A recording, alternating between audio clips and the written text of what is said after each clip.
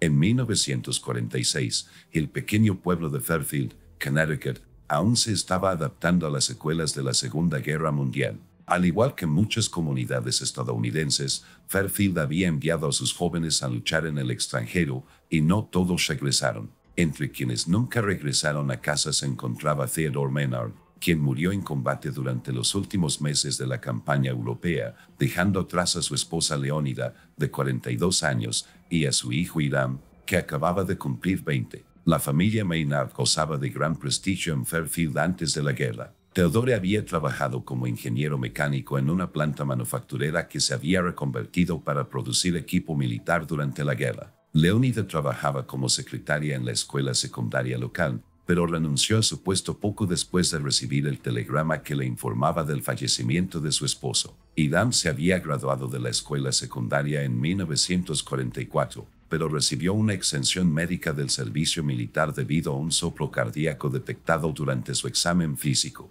La residencia Maynard, una modesta casa de 2 plantas en la calle ELM, siempre había estado bien cuidada. Los vecinos comentaron que Theodore se enorgullecía mucho del aspecto de la casa, en particular del huerto donde cultivaba verduras durante el racionamiento de la guerra. Tras su muerte, la propiedad comenzó a mostrar sutiles signos de abandono. El césped, antes inmaculado, quedó invadido por la maleza, la cerca blanca perdió su brillo y el huerto quedó completamente abandonado. En los meses posteriores a la muerte de Theodore, la comunidad se unió en apoyo de Leónida e Hiram. Miembros de la iglesia local llevaron comida, ofrecieron sus condolencias y brindaron ayuda práctica. Hiram consiguió empleo en la ferretería del pueblo, cuyo dueño, Donald Caldwell, era amigo de Theodore desde hacía mucho tiempo. Sus compañeros de trabajo lo describían como un joven tranquilo pero diligente, que rara vez hablaba de asuntos personales, pero siempre puntual y confiable. Al principio, Leónida reaccionó a la pérdida de maneras que parecían típicas de las viudas de guerra. Vestía de negro, asistía a la iglesia con regularidad y participaba en la asociación Gold Star Mothers, un grupo de apoyo para mujeres que habían perdido a sus hijos en el servicio militar, aunque en su caso, había perdido a un esposo en lugar de a un hijo. Varios testigos declararon posteriormente que, durante este periodo, hablaba a menudo de su difunto esposo, manteniendo vivo su recuerdo con historias y anécdotas. Madre e hijo establecieron una rutina que parecía funcional, aunque no especialmente alegre. Hiram trabajaba 6 días a la semana en la ferretería y volvía a casa cada noche para cenar con su madre. Los domingos asistían juntos a la iglesia y, ocasionalmente, visitaban a los padres de Theodore, que vivían en el pueblo vecino de Westport. Aparentemente, estaban lidiando con su pérdida lo mejor posible. Sin embargo, bajo esta apariencia de adaptación, se desarrollaban dinámicas más complejas. Abigail Thornton, quien impartía clases de piano en la casa vecina, declaró posteriormente a los investigadores que comenzó a notar cambios sutiles en la relación entre madre e hijo aproximadamente 4 meses después de la muerte de Theodore. La forma en que lo miraba cambió, declaró Thornton en su declaración. Ya no era maternal. Había algo de avidez en ello. Para la primavera de 1946, los cambios observables en el comportamiento de Leónida Maynard se hicieron más pronunciados. Poco a poco, se alejó de las relaciones sociales que la habían mantenido en pie inmediatamente después de la muerte de su esposo. Su asistencia a la iglesia se volvió irregular y dejó de participar por completo en las reuniones de las Madres Estrella Dorada. Cuando sus amigos preocupados la interrogaron, afirmó que su salud estaba empeorando, aunque se negó a ver a un médico a pesar de las insistentes insistencias de Hiram. El primer caso documentado del cambio en la relación de Leónida con su hijo ocurrió en abril de 1946. Margaret Wilcox, quien había sido la mejor amiga de Leónida durante más de una década, visitó inesperadamente la casa de los Maynard una tarde. Más tarde, contó que encontró a Leónida vestida de noche a las 2 de la tarde, con el rostro muy maquillado. Cuando Hiram regresó del trabajo, el comportamiento de Leónida cambió drásticamente. Se animó, tocó repetidamente el brazo de su hijo y se refirió a él como mi Theodore al menos una vez durante la conversación. Wilcox, perturbada por lo que había presenciado, intentó hablar del asunto con Hiram cuando Leónida salió de la habitación. Según su declaración, el joven parecía avergonzado, pero desestimó sus preocupaciones, diciendo únicamente que su madre estaba pasando por un momento difícil y que con el tiempo se le pasaría. Wilcox nunca volvió a visitar el hogar, aunque intentó contactar a Leónida por teléfono varias veces en las semanas siguientes. El deterioro psicológico de Leónida se aceleró durante los meses de verano.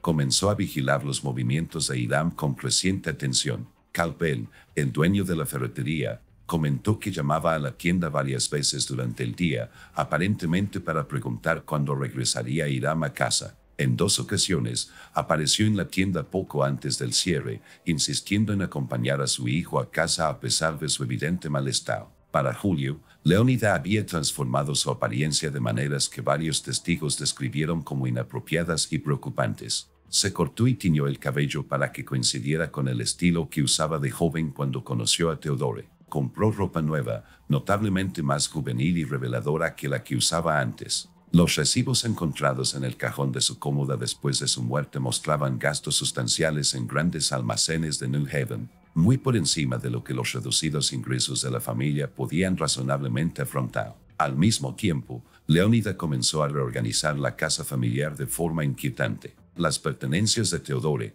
que inicialmente se habían conservado como un monumento conmemorativo, se incorporaron gradualmente al uso diario. Insistió en que Hiram vistiera la ropa de su padre, usara su navaja y se sentara en su silla a la hora de la cena. Según Russell Jenkins, el cartero que entregaba paquetes regularmente en casa de los Maynard, Leónida se refirió en una ocasión a estos arreglos como mantenerlo con nosotros de las maneras que importan. Los diarios de Hiram, descubiertos tras la tragedia, documentaron su creciente malestar durante este periodo. En una entrada fechada el 12 de agosto de 1946, escribió: «Mi madre me mira como si viera a otra persona. No sé cómo devolverla a la realidad sin causarle más dolor. A veces pienso que la madre que conocí murió cuando murió mi padre, y que esta persona es completamente distinta». A finales del verano de 1946, la situación en el hogar de los Maynard se había deteriorado significativamente. El comportamiento de Leónida hacia su hijo adquirió dimensiones cada vez más inquietantes,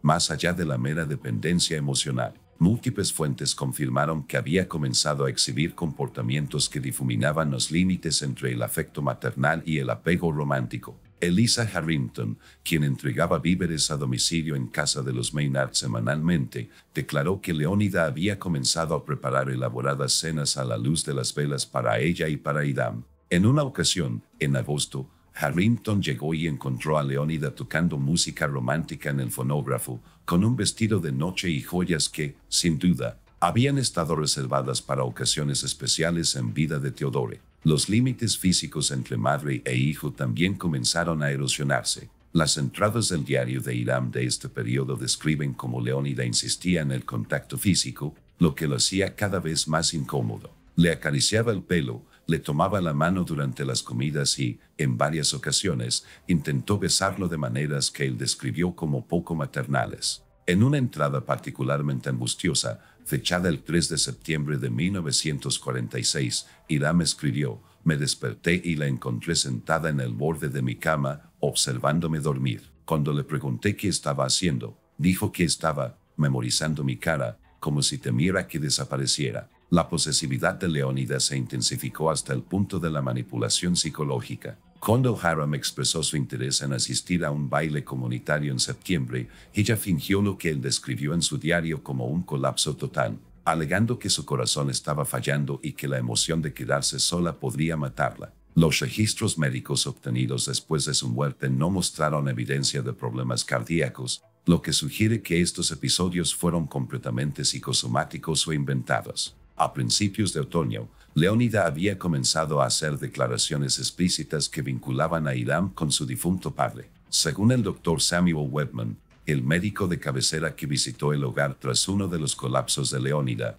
ella se refirió repetidamente a Hiram como «mi Theodore regresó a mí y la segunda oportunidad que Dios me ha dado». El Dr. Whitman anotó en su historial que recomendó una evaluación psiquiátrica para Leónida, pero ella se negó e Hiram se sintió impotente para insistir. La manipulación emocional se volvió cada vez más coercitiva. Leónida oscilaba entre periodos de intenso afecto y episodios de cruel retraimiento. Cuando Hiram no respondía a sus insinuaciones como ella deseaba, se encerraba en su habitación durante días, negándose a comer y emitiendo sonidos de angustia tan fuertes que él los oía a través de la puerta. Estos episodios invariablemente terminaban solo cuando Hiram se disculpaba y prometía ser mejor en satisfacer sus necesidades emocionales. El control financiero se convirtió en otro método para mantener el poder. Aunque Hiram tenía empleo, Leónida insistió en que le entregaran todo su salario para su custodia. Los registros bancarios revelaron posteriormente que ella había estado agotando sistemáticamente sus ahorros,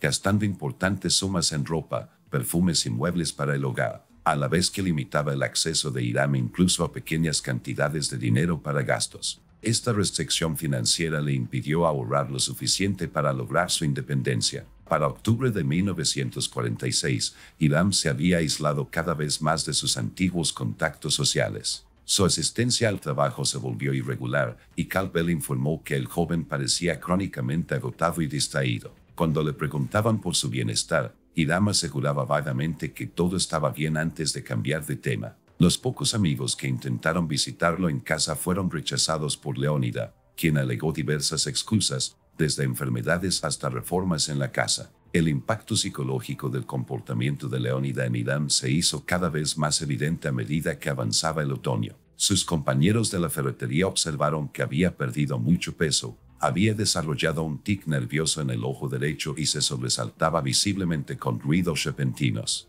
Vernon Caldwell testificó posteriormente que Hiram comenzó a cometer errores menores, pero inusuales, en su trabajo, como colocar mal el inventario y calcular mal el cambio a los clientes. El 23 de octubre de 1946 ocurrió un incidente que marcó una escalada crítica en la dinámica familiar. Hiram había aceptado una invitación a tomar un café después del trabajo con Judith Blackwood, una joven que trabajaba en la biblioteca municipal. Cuando Leónida se enteró de esta salida, al parecer por seguir a Hiram después de su turno, provocó un alboroto público en el café donde se reunían. Según varios testigos, acusó a Judith de intentar robarme a mi Theodore y tuvo que ser sujetada físicamente para que no atacara a la joven. Tras este incidente, los diarios de Hiram indican que el comportamiento de Leónida se volvió aún más controlador. Insistió en que dejara su trabajo en la ferretería, alegando que la familia tenía suficientes ahorros para mantenerlos mientras él se dedicaba a cuidarla. Cuando Hiram se negó inicialmente, ella amenazó con hacerse daño, llegando incluso a mostrarle un frasco de pastillas para dormir que, según ella, consumiría si él continuaba abandonándola como lo había hecho su padre. Ante esta extrema presión, Hiram renunció a regañadientes a su cargo el 1 de noviembre. Caldwell intentó intervenir, ofreciéndose a hablar con Leónida o a organizar una estancia con familiares para Hiram, pero el joven se negó, alegando únicamente que empeoraría las cosas. Esta renuncia cortó de hecho la última conexión significativa de Hiram con el mundo exterior, dejándolo completamente dependiente de su madre, tanto para el sustento económico como para la interacción humana. El aislamiento parece haber acelerado el deterioro psicológico de Hiram. Los vecinos informaron haber escuchado discusiones en casa de los Maynard con cada vez mayor frecuencia. En al menos 3 ocasiones a principios de noviembre, los residentes de Elm Street observaron a Hiram caminando sin rumbo por el vecindario a altas horas de la noche, a veces con mal tiempo, sin ropa adecuada. Cuando se le acercaban, no entablaba conversación, sino que regresaba a la casa después de varias horas deambulando. A mediados de noviembre, las anotaciones en el diario de Hiram se volvieron cada vez más inconexas y mostraron signos de grave angustia psicológica. En una anotación fechada el 14 de noviembre, escribió: «Ya no sé quién soy. Cuando Isa me mira, no ve a él. Cuando me miro al espejo, empiezo a verlo también. ¿A dónde fui? ¿Existí alguna vez?». La caligrafía de estas últimas anotaciones era notablemente diferente de su pulcra caligrafía anterior, con palabras frecuentemente tachadas o sobrescritas varias veces. La última interacción documentada entre Hiram y alguien ajeno al hogar ocurrió el 18 de noviembre, cuando visitó la oficina de correos del pueblo para enviar una carta. El empleado de correos, Howard Finch, declaró posteriormente que Hiram parecía sonámbulo y tuvo dificultades para completar la sencilla transacción. La carta, dirigida a sus abuelos paternos en Westport, nunca fue entregada debido a los sucesos del día siguiente. Cuando fue recuperada posteriormente del centro de clasificación postal, solo contenía una frase: «No sé cómo escapar sin destruirlo todo». La mañana del 19 de noviembre de 1946, aproximadamente a las 9:15, el Departamento de Policía de Fairfield recibió una llamada telefónica de Hiram Maynard. Según la transcripción de la llamada, declaró con calma: necesito informar de una muerte. Mi madre ha muerto. La maté. Estoy en el número 47 de la calle ELM. Cuando el operador le preguntó si estaba herido, respondió: no, estoy esperando a que venga. Los agentes llegaron al lugar en cuestión de minutos y encontraron a Hiram sentado en los escalones del porche. No opuso resistencia al ser detenido. Dentro de la casa, descubrieron el cuerpo de Leonida Maynard en la habitación principal. El informe policial oficial indicaba que había sido estrangulada con un pañuelo de seda. La habitación no mostraba señales de forcejeo, y la posición del cuerpo sugería que Leonida estaba dormida o al menos acostada cuando ocurrió el ataque. La investigación inicial reveló varios detalles notables. La casa estaba impecablemente limpia, con los platos lavados y guardados, la ropa doblada y todas las habitaciones ordenadas. La cama de Hiram estaba hecha con esquineros de hospital y sus escasas pertenencias personales estaban ordenadas sobre su cómoda. Los investigadores determinaron posteriormente que había pasado varias horas limpiando la casa después del asesinato, aunque no intentó ocultar el crimen. Durante su interrogatorio inicial, Hiram demostró lo que el médico tratante describió como una apatía inexpresiva, compatible con un trauma psicológico grave. Respondió a las preguntas con hechos, pero mostró poca respuesta emocional. Cuando le preguntaron por qué había matado a su madre, respondió simplemente: no paraba. Le pedí que parara. Le rogué que parara. Dijo que nunca lo haría. La investigación posterior reveló la extensa documentación del deterioro de la dinámica familiar. Los diarios de Hiram, los registros financieros de Leonida y las declaraciones de vecinos y conocidos revelaron un panorama de creciente abuso psicológico y conducta materna inapropiada. Una evaluación psiquiátrica realizada mientras Hiram se encontraba detenido determinó que había experimentado episodios disociativos graves y presentaba signos de lo que posteriormente se clasificaría como trastorno de estrés postraumático. El caso se llevó a juicio en febrero de 1947. La fiscalía argumentó que, independientemente de las circunstancias psicológicas, Hiram había cometido un asesinato premeditado, citando la limpieza metódica de la casa como prueba de procesos de pensamiento racionales. La defensa presentó una declaración de locura, presentando peritos que testificaron sobre los efectos del abuso psicológico prolongado y el fenómeno del asesinato del alma, en el que la identidad de una persona se borra sistemáticamente mediante manipulación y control. El juicio atrajo gran atención en los círculos psiquiátricos, ya que planteó dudas sobre la capacidad del sistema legal para abordar la coerción psicológica y el abuso emocional. Varios destacados profesionales de la salud mental de la época presentaron escritos amicus curiae, argumentando que las acciones de Hiram representaban una respuesta extrema a una situación insostenible para la cual no existían recursos legales en ese momento. Tras 6 días de testimonio y 2 de deliberación, el jurado rechazó la declaración de locura, pero declaró a Hiram culpable de asesinato en segundo grado, en lugar de en primer grado, reconociendo las circunstancias extremas que llevaron al crimen. El 7 de marzo de 1947, el juez Harrison Blackwell condenó a Hiram a 17 años de prisión sin posibilidad de libertad condicional, una pena considerada leve para la época. La tragedia de Fairfield generó debates limitados pero significativos en las comunidades jurídica y psiquiátrica sobre la necesidad de un mayor reconocimiento del abuso psicológico y de servicios de salud mental más accesibles.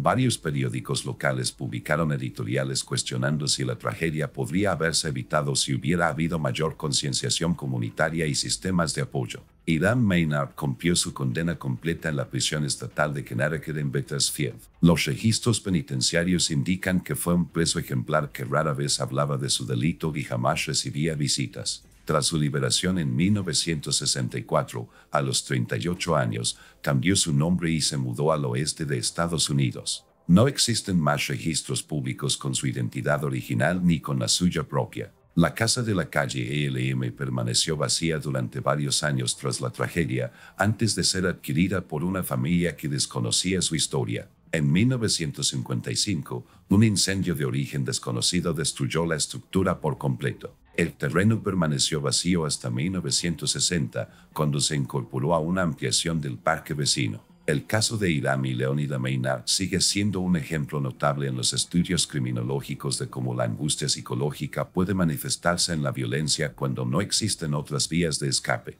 Sirve como un recordatorio esclarecedor de que no todas las prisiones tienen rejas físicas y no todos los abusos dejan cicatrices visibles.